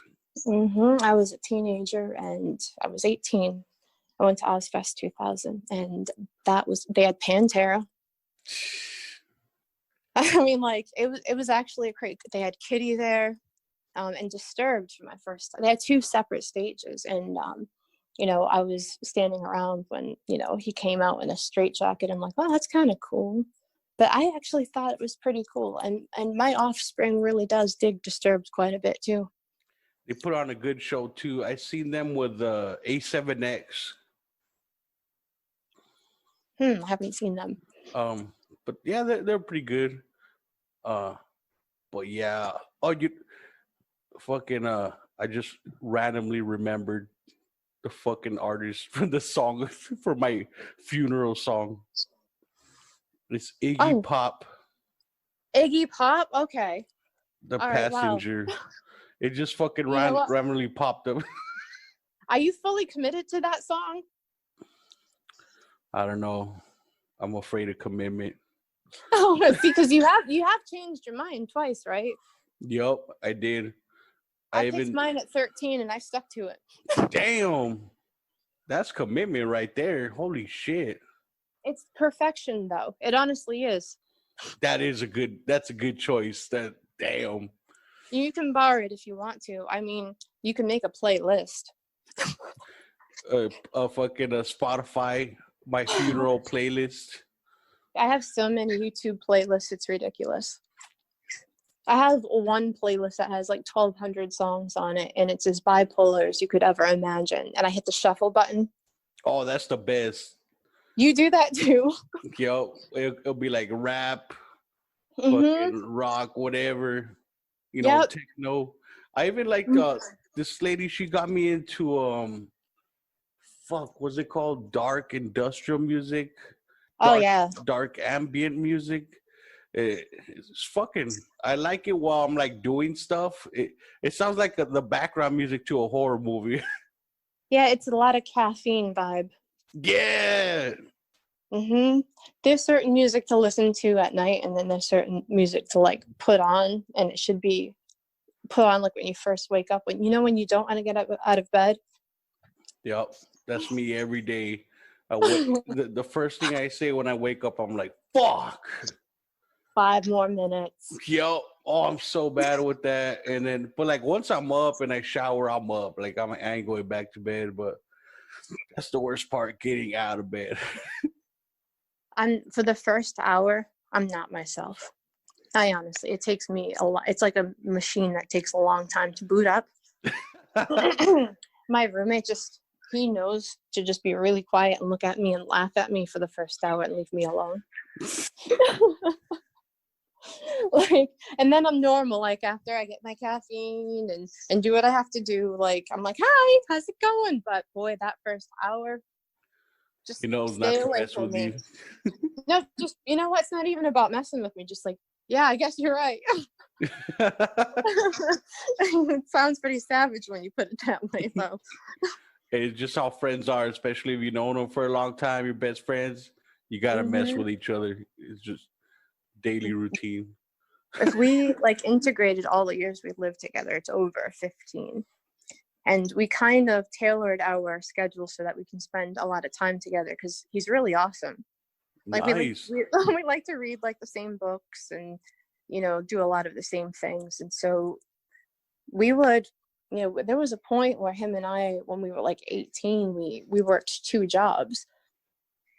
So, but we still had time to like, climb on the roof and use our samurai swords and pick oranges off the orange tree, you know, swim in the canal and, do art on the walls and the sidewalk chalk, or like, chill with some tea and read an Anne Rice book together. But that's the kind of stuff him and I got into when I became a mom. That's living life. I mean, you're doing what you love to do, and that's what everybody should do. I think a lot of people they have these ideas of what they want to do, but they never get to it. Even if Hmm. it's simple things like going to your roof and play with a samurai sword, like you were saying. Or go play out in Hurricane Ivan, like jump off the table with your bathrobes and see if the wind will pick you up a little bit. Damn. that may or may not happen. And then we had somebody who was actually building a house across the canal, and it was going to block our sunset view. And so I used to do weird things to like annoy them with construction workers. Going And on him the and Bobcat. no, not that time, because I had no idea how to even use a lawnmower then. In fact, I got my lawnmower stuck into the fence because I didn't know to let go of that button that pulls it for you. Now we're talking like 18, you know what I mean? So we were still kind of newbies. We had weeds instead of grass, but our lawn looked better than anybody else's lawn because weeds grow in nice and full. But they had these little sand spurs on them, so if you tried walking barefoot, your feet would just get torn up. Oh Barton, fuck! My front yard has some of those little spike balls. yes. I fucking hate those, man. They get stuck on the bottom of your shoe and you bring them inside. Well, but he and I put round stepping stones, and we knew to use them because Nice. we were barefoot like all of the time, and we had little booby traps in our house. Like we in our garage at that particular place on the water, we had like an adult playroom.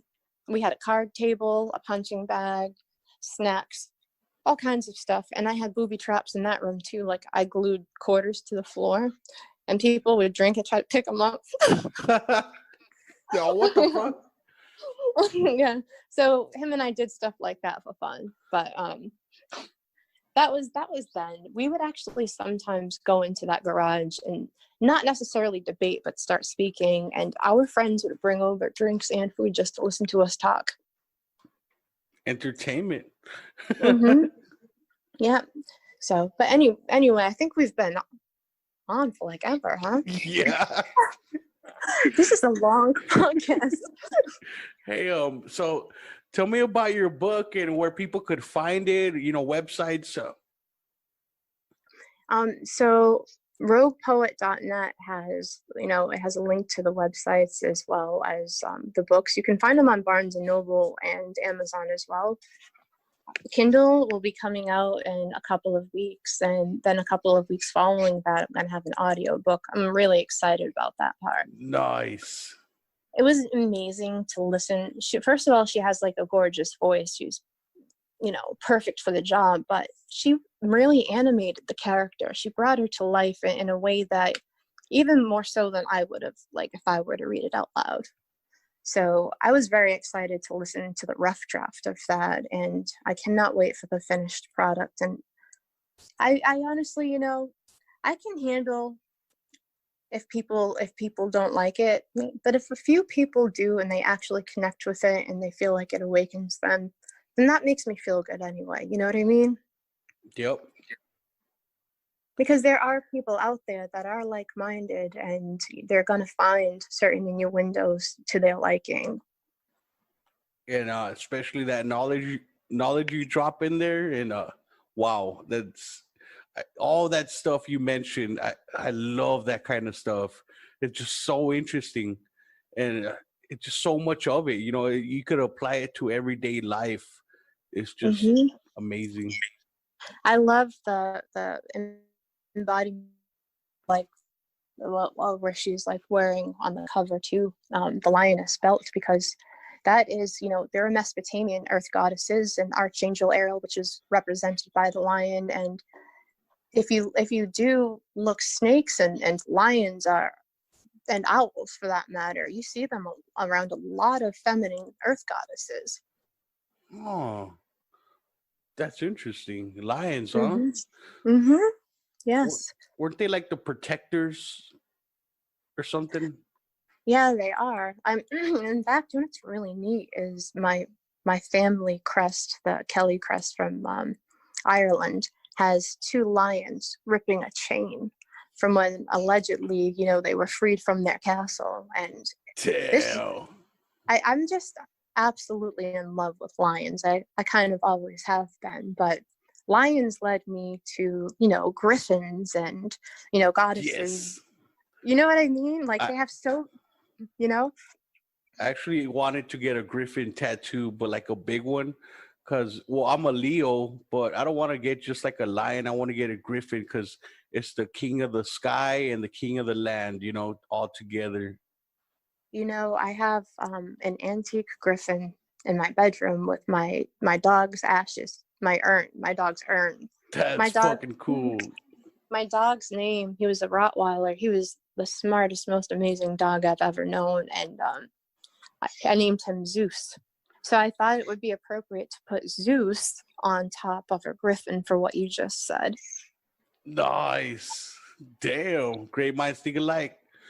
They're awesome. They really are awesome creatures, aren't they? Oh yeah.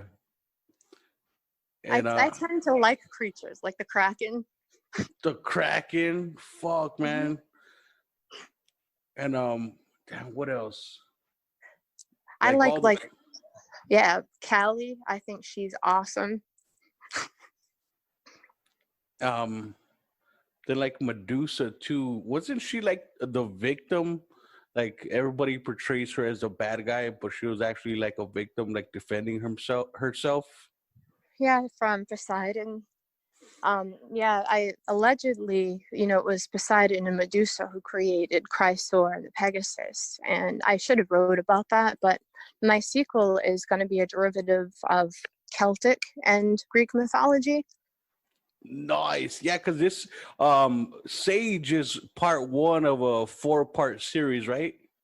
Yeah, the only yes, exactly. And I write fast, so I know that the next book is just going to fly out, because once you have the prologue and you have the first two chapters and you have the outline for each of the following chapters, it just flies. Because all I have to do is think of it as like a writing prompt and throw it out. Like I could do a chapter in a couple days. So Wow. I wrote the first chapter and the prologue on a ferry heading from like Nantucket to Hyannis. I wrote it in a notebook, and it was really messy and it was really fast, and I had to voice to text it and email it to myself. So it needs some it needs some cleaning up, but um it is a pretty wonderful rough draft. The only issue is I'm stationing it in Ireland. And my intention before the stupid before the stupid pandemic was to go to Ireland, and Oh fuck. you can't write about a place. I got a passport just to do it. I've been to Antigua and things like that, and you didn't really need a passport at that time. But I got a passport specifically so I could go to Ireland for a couple of weeks and know what it smells like, tastes like, feels like. Because when I wrote Sage, I put her in New England, and I love the smells and the taste and the colors and the aesthetics in New England so much that I was thinking, how can I create a book based in Ireland without experiencing at least those things? Man, I always wanted to visit Ireland. It looks so beautiful. All the green. Oh my Mm-hmm. god. I bet it smells like that soap, Irish Spring. No, I'm just kidding. Though it does seem mystical, though, doesn't it? Yes, yep. And even their mythology and folklore and stuff, I always found that interesting too. Like they believe in like little elves and stuff, right? You know, like besides leprechauns. No, I mean it's very Lord of the Rings over there to some people. Yes, for real, You, huh? you know, and I think Ireland. I'm reading. I have a stack of books. I call them my, you know, my stack cakes, like pancakes. I keep them in my and I go back and forth with them. I have a few fictions that my friends wrote that are epic, and I need to get to them. But one of them is Irish occult and mythology. I'm sorry, Irish occult and witchcraft. But Irish was awesome. It is an awesome book, and because I'm learning, I want to learn about every aspect of it. Now, I know plenty of Irish Catholics at this point. I've done the New Testament a few times, and you know, I was raised Irish Catholic. My grandpa Kelly comes from Ireland, and he made sure that I made it to my first communion. I did get thrown out of church a lot. Being a rebel. Yes, I was against the system, and I thought that was part of it. You know, I really still do. I do not disagree with my childhood self. I just know how to do it better now. Yeah, it's But good to have different points of views and explore and question more. You know. absolutely. And in fact, I don't have a problem with any religion. I just have a problem when religion doesn't condone asking questions and you know, Hmm. forces you to be one-sided, or you're not one of them. Yep. It's That's, like that, don't question, just obey. It's like nah, doesn't sound good to me. no, it doesn't sound right at all. It's like, okay, if you're trying to enlighten me, then you should be telling me to question as much as possible. There's no enlightening anybody without being curious, without questioning things. So I think anyone that tells you to just believe things one way and memorize them, the academic system, and then, Hmm. you know, and then church, where they're like, this is the only way, or you're going to hell, or you, even if they don't tell you you're going to hell, which I have been told by 2 Christian churches, 1 Catholic church, and a Baptist church, that I was going to hell Yep. I've for, been for told too. asking questions. Huh? You too? And like I don't want to bash on Christians, but I've been told like you're gonna go to hell, and they'll be like they'll try and like flip it around, like I'll pray for you, and I'm like really, like you're trying to offend me, and now you're gonna like I don't know patronize me, kind of, you know. I actually do pray for people and tell them, you know, when they piss me off, that I'm going to pray for them, because it's better than the alternative. Like, I am actually at a point in my life where I'm like, you know what, peace is so valuable to me right now. Nice. I just tell them like, hey, I'll see you in hell because you're gonna sin too. I get called a witch an awful lot, you and know, it's funny you say that because I know we're going off topic. I know we're going on for a long time. I'll make it quick. Um, but a lot of Christian people, like pagans, they'll call them devil worshippers, right? Because they worship different gods and stuff. And I love telling Christians, I'm like, Christmas was a pagan holiday adopted by Christianity, and so was Easter, right? Like the yep. the, the god of reproduction, the pagans worshipped her in springtime, because that's baby making time, and that's why Hmm. reproduction represented rabbits and eggs. But Christianity adopted it to get more pagans to join Christianity. That's why, Hmm. like, what does God coming or Jesus coming back have to do with, hey, let's go hide the eggs? Well, it's because it's a pagan holiday. So when people like Christians call people devil worshippers because they have other beliefs, it's like, yo, do you even understand your own beliefs? Like, You know what's sad though is, I think, like, Jesus, as, you know, like the personification of what he like embodies, the forgiveness, the acceptance, all of that amazing stuff. Right? I think he's absolutely the best. I think he's awesome. like mm-hmm. it's but when I'm reading like the New Testament, and you know, the misogyny from the beginning till the end, I have a very hard time with that. I have an incredibly hard time with the male bias, overtones. And I was like, this seems a little sexist, especially the King James version. I felt very offended by it. Big time. So I was like, what was going on during that time? And it was true. They thought less of women during the time they were like retranslating it. Do you know what I mean? So they put all that very conspicuous male bias crap in there, like the game Telephone. Yes. Yep. So I'm just like, okay, you know what? Forget it. I love all of you guys. I love this part about Christianity. I love Buddhism. And you're not going to make me, I'm an eclectic spiritualist. I was an agnostic. And then in 2004, I was like, I actually do love a lot of religions. I love parts of them. The Sacred Heart. I like certain aspects. I love Catholic rituals. I think they're beautiful. Like when they, use the chalice and when they sing in Latin, I love that spectacle so much. I used to go to church with my mom when I was little. And I mean, once in a great while, I still do, even though she's like, you don't believe in that. Why are you going with me? And I'm like, well, you want me to go with you, right? Well, so I'm going to go. But it's a free opera concert. Yeah.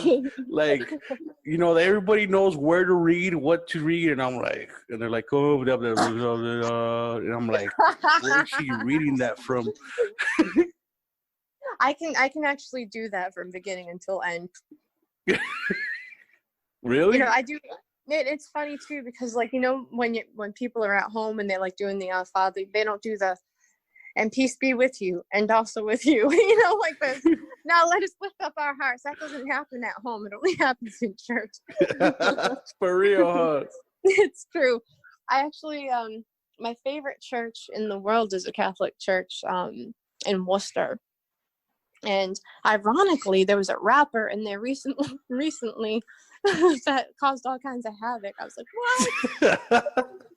Because they're a pretty liberal church. They're very accepting. They're Catholic, but they're really Christian-like. The kind that is supposed to be accepting and forgiving and all of that. Turn the other cheek. Yes, the reverend there, he actually does practice Catholicism and Christianity to me the way that it's supposed to be done. But I'm not putting Christianity down. I'm not, because some of the best people I know were inspired by Jesus, and I think Jesus is great. But church has not really been for me, and that's I did get thrown out of that church twice. Once during mass because I was like singing my own song, and and then the lady in front of us was like told my older sister, she's like, "Will you tell her to shut up?" And then she turned around and said something else nasty, and my sister screamed at her, and then I screamed at her, and my sister and we got thrown out of church during mass because I was singing to my own tune literally at that time. So you're supposed to repeat what I'm singing. I'm like, wow, this is pretty harmonic. I wrote some poetry. I'm going to sing that shit during mass. That's really what I actually did too. So I got in trouble for that. And then I was in catechism. You're familiar with that is, right? Yep. I was in that for a little bit. I never finished, but. Me either. I got my first communion, and that was as far as I went. My first communion pictures are funny as hell. I look so uncomfortable. I'm like cringing. My knees are like leaning away from the priest. I have this like look on my face like I did something wrong. It's hysterical. So you're like, get me out of here. Yeah, it was like, oh my God, this fucking not the one that actually is there now, but I think most I'm a little creeped out by some priests, I guess, whatever. So conspiracy theorist, you have to also remember my sisters were like older. So I knew all about that whole molestation things and all that stuff going on. Yeah. And it's very real. I mean, it's some crazy shit. So like during catechism class, excuse me, I'm sorry about that. I asked if Adam and Eve was like a metaphor for Adam's evolving. And that was blasphemous apparently. And just for having deep thoughts. That's a legit question, yo. That's wow. I mean, have you ever thought about that? We all evolved from, think about that. So I was like, Adam, Eve, Adam's evolving. I was in school at the time. I loved science. And God forbid I brought science to church with me, you know. And I got into a really, really heavy-handed debate with my catechism teacher / nun, because science, you have to prove your hypothesis with things. It's not Hmm. something that you. And so I really like science because I figured I could trust it a little bit more. I knew that theories were malleable, you know what I mean? Like, because clearly without like Edison, you wouldn't have Tesla. And, you know, without Tesla, you wouldn't have, you know, where we are now. There's, you know, Jack A, all kinds of them. The point is like, you can't, without the platform of something, You have a evolve. you have a very good point there. Fuck, I just lost my train of thought. My bad. But like you do agree though, right? Like when you're debating science, that you have to have proof. That's what I was gonna say about science. Like you can't just say, "Oh, well, you just have to believe." It's like, no, it's either true or not true, and science is trying to figure that out. That's why they Hmm. do multiple tests, and you try and not be biased about it.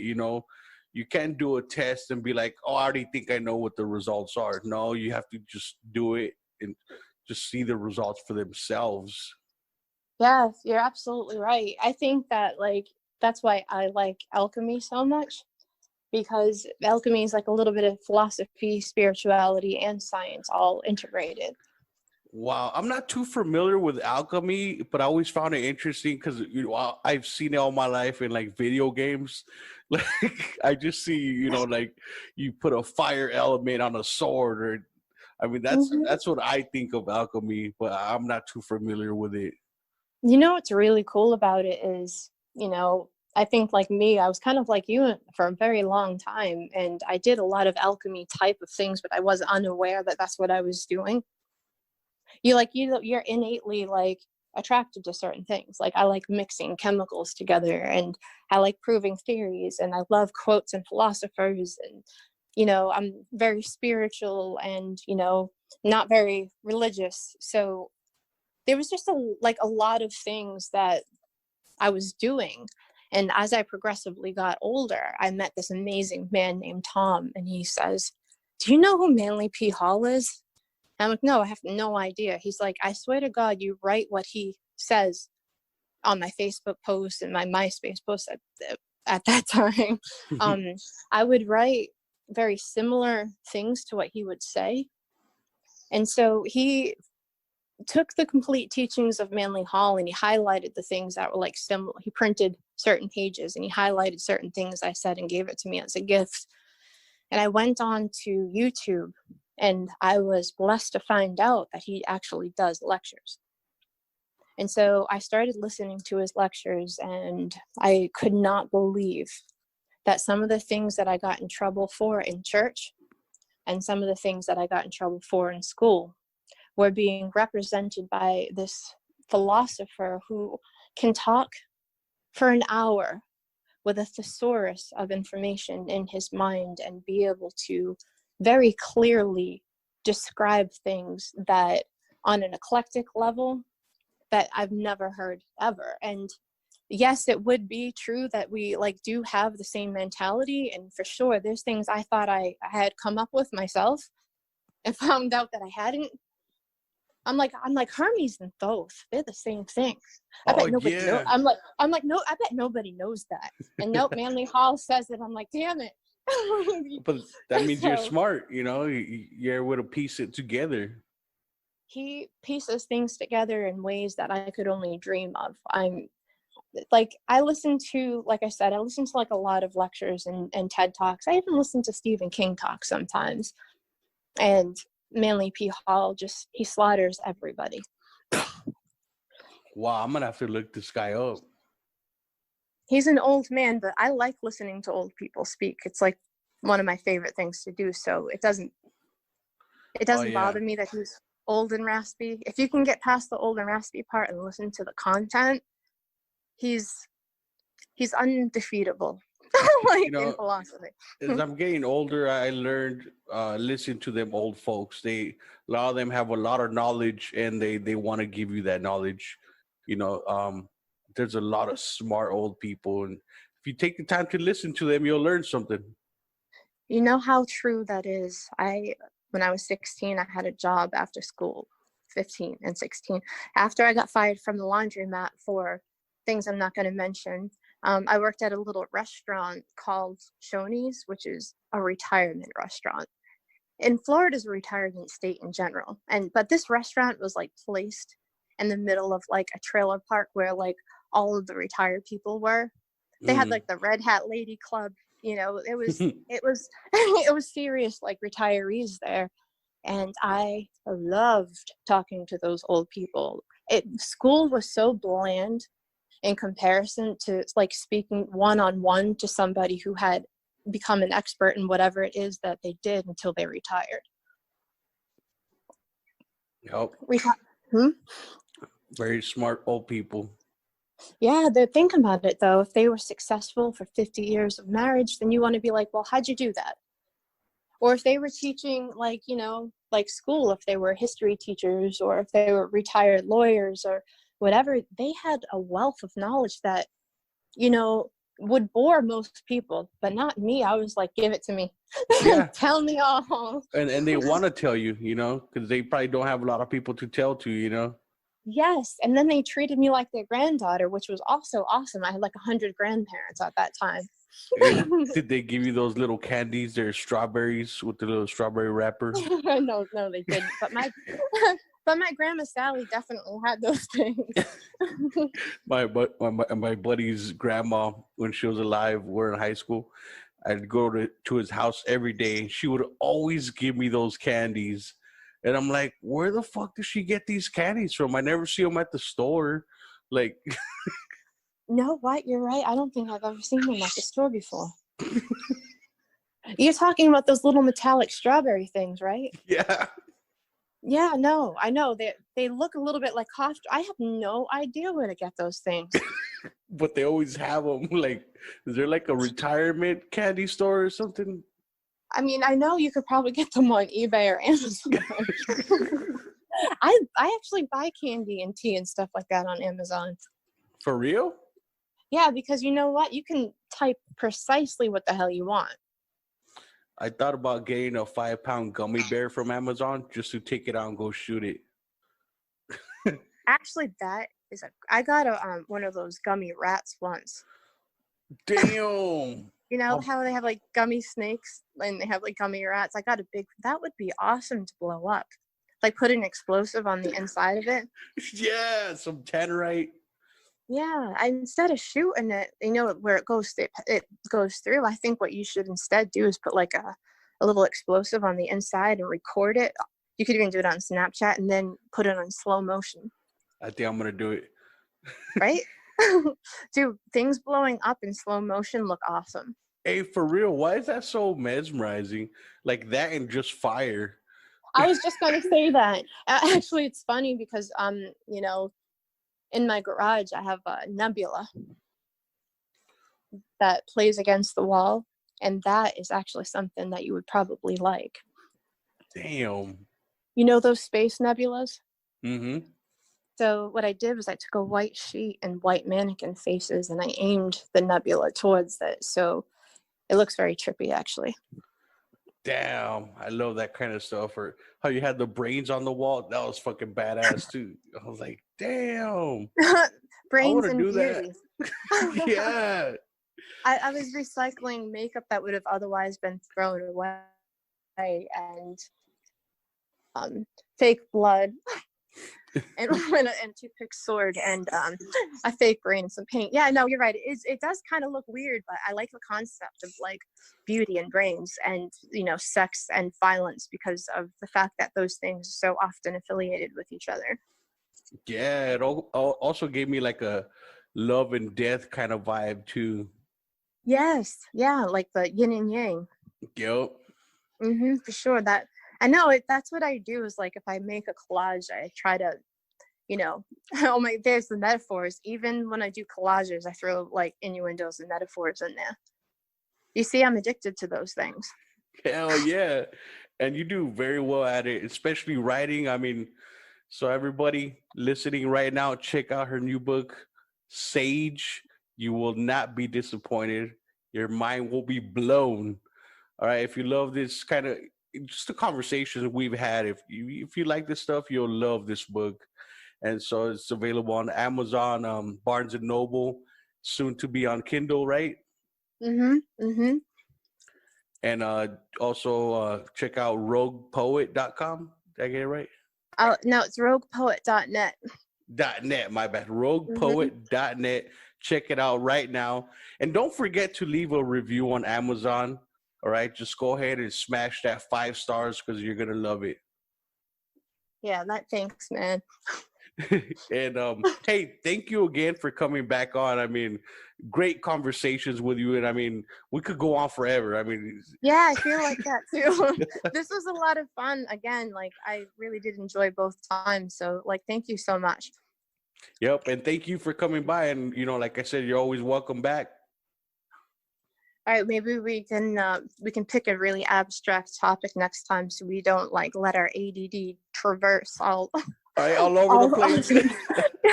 But we had to cover a lot in this period of time, so that way we can, I think we did.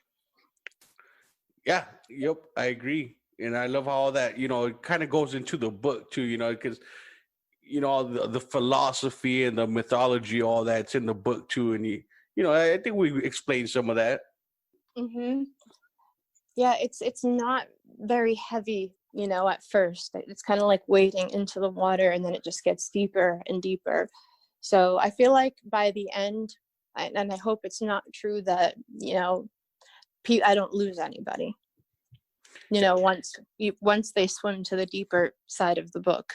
As long as they get past that explicit scene, right? As long as they get past the all-seeing eyes. Cool.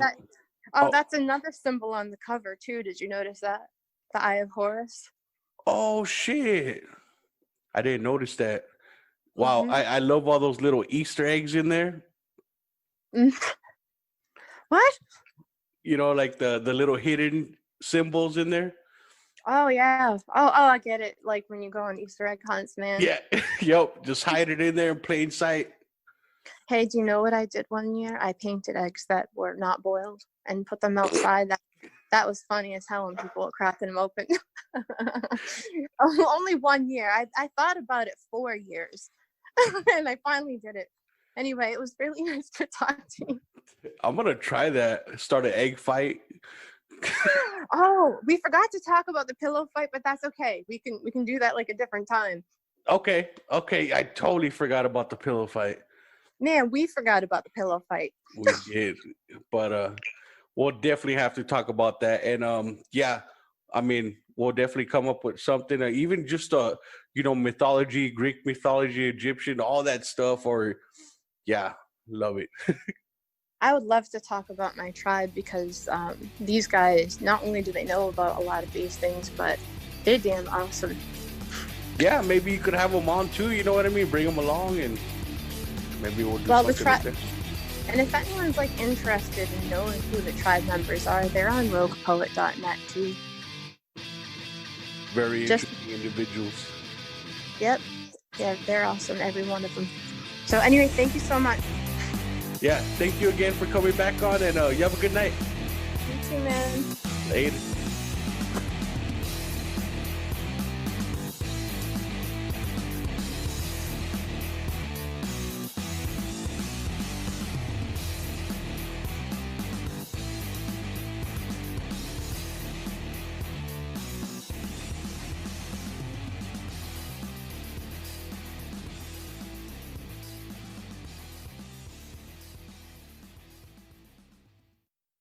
Hey everyone, thanks for tuning in. And if you'd like to support this podcast, you can find me at anchor.fm/screamingchewy@gmail.com. There'll be 3 options for a monthly subscription. First one, I believe, starts at $1 a month, yo. Yeah, $1 a month. Yeah, and if you don't want to, that's cool. You can follow me on Facebook and YouTube, Screaming Chewy Show, for some memes, some more videos, 4 episodes, and behind the scenes kind of deal, right? You can follow me on Twitter, Screaming Chewy. Yeah, not Screaming Chewy Show. I should probably change it, but it's just Screaming Chewy. And thanks for listening. Peace.